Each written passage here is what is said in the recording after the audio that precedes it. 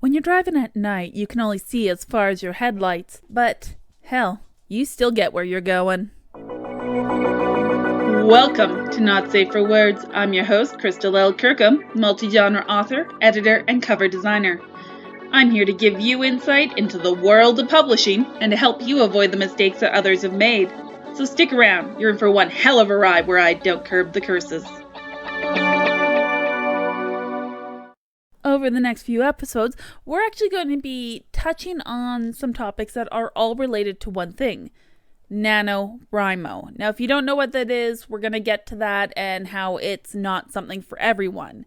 But in relation to that, today's topic is on writing by the seat of your pants, which is how you get the term pantsing, which means to make the novel up as you go along. Ergo, the intro I made, because you only know what's right in front of you, what you are currently writing, and you may not have a plan for how it's going to end or where you're actually taking your story, kind of like when I record my podcast, because they're all rather off the cuff, but somehow you can still make it to the end. Now, there are various types of ways of writing a story. Pantsing is only one of them, or as some call it, discovery writing, because you discover the story as you go. However, in all the years of writing, I have met people who I would say don't understand the concept of pantsing. It is very foreign to them to sit down to write and not know what's going to come out of your fingers next. Now, when it comes to writing styles and preparedness, I have written a novel from 3 random prompts given to me by a friend 12 hours before I had to start writing a novel. That novel ended up being Feathers and Fae. And I've actually made an 11-page spreadsheet to plot out all the intricate details of not just a novel, but actually a series of novels that I'm still working on, which is the Shadowlands series. Hopefully one day it will be finished and it will come out. But this just goes to show you that you can not prepare at all and have no idea what you're going to do and still write a publishable novel. Or you can plan everything to the nines and it can still take forever to write it.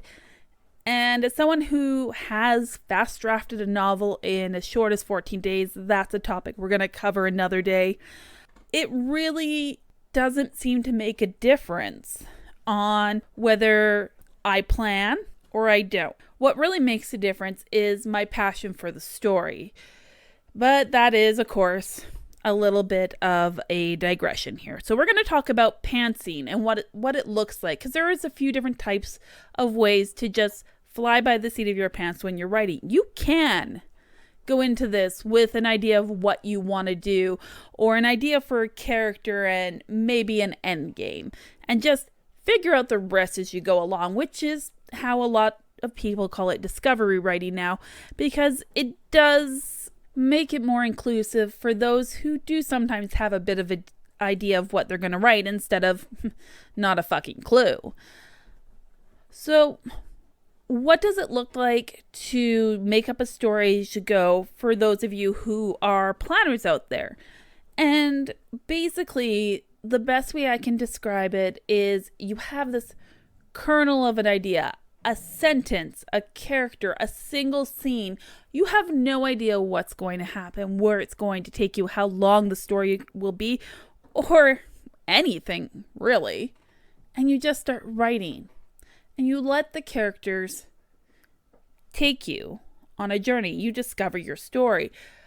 Now, I find one of the reasons a lot of people have trouble with this method of writing is they might not have a good grasp on the ebb and flow of story structure in general.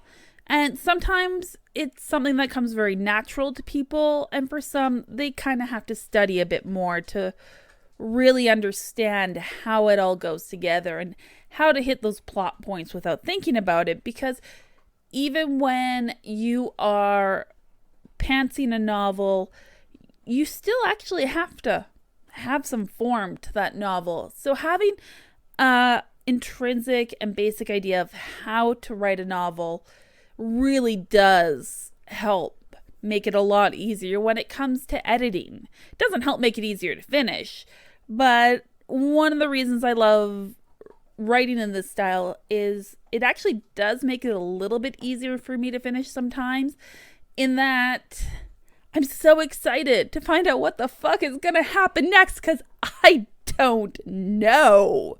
It's really an exciting way to write a story, and at the same time also very frustrating.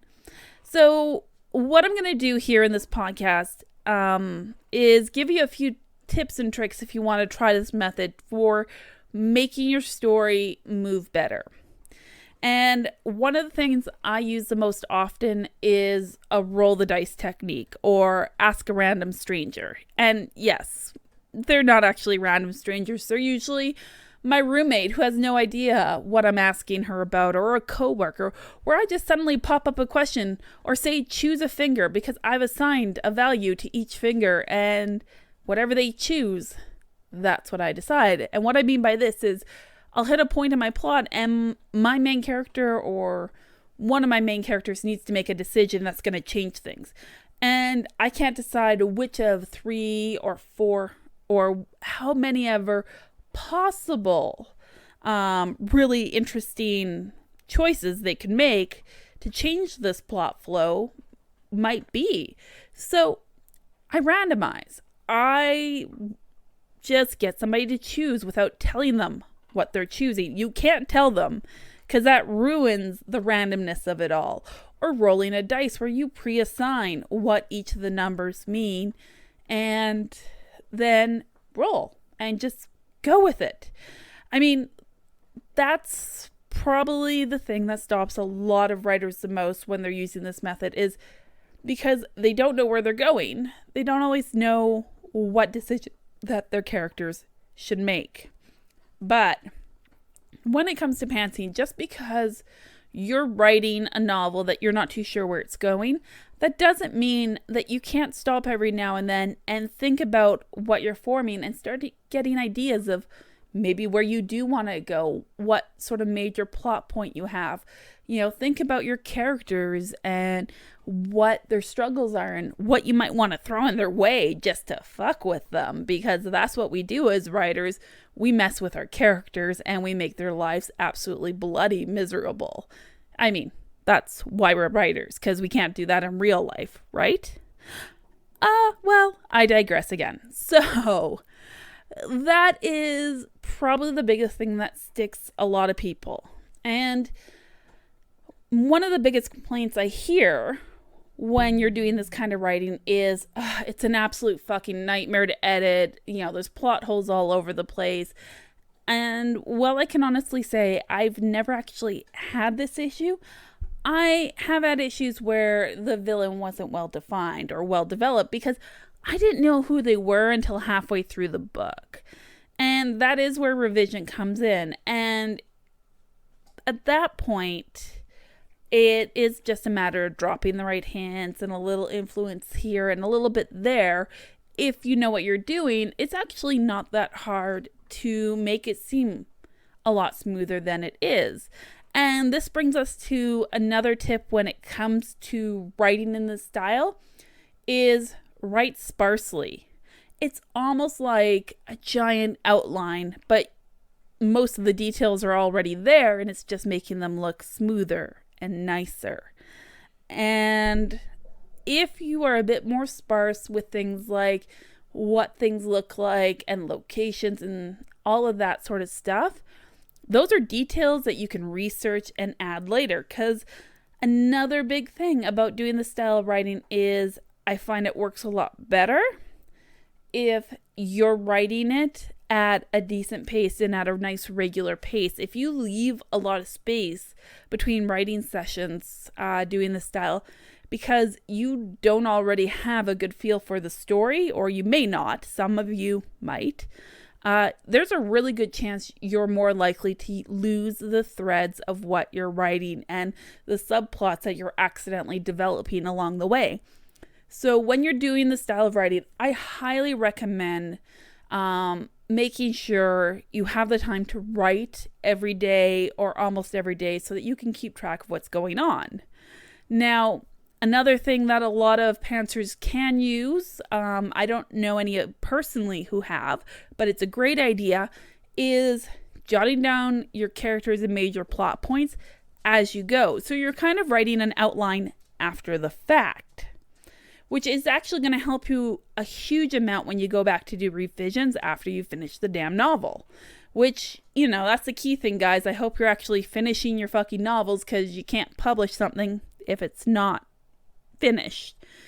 Alright, now I'm going to call this the why not principle, and if you were ever on the NaNoWriMo forums once upon a time, you might know who this is in reference to, but there are going to be people in this world who will say that you can't write a novel like that. It makes no sense to be able to write a story that is cohesive without knowing what you're going to write.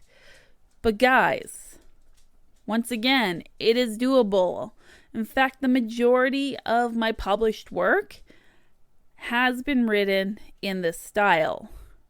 That is actually one of the reasons why I feel like I'm in a place to give people advice about how discovery writing might work for you, because while this isn't a method for everyone, it is also something I recommend everyone tries every now and again.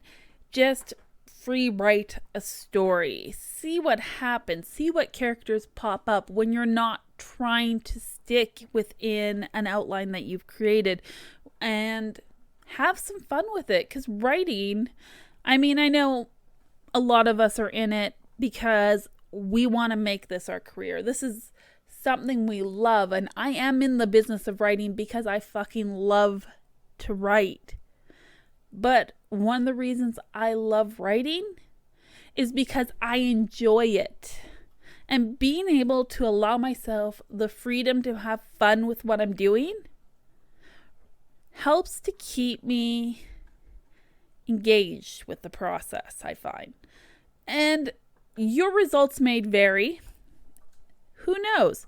It might never be the right one for you. But as I said before, try it, don't buy it. Give it a shot. I know it's not a genre, but it can be a really eye-opening experience. This has been another episode of Not Safe for Words. I hope you found some useful advice here today. If so, don't forget to hit that subscribe button so you can join me next time for more publishing and writing insights. Thanks for listening.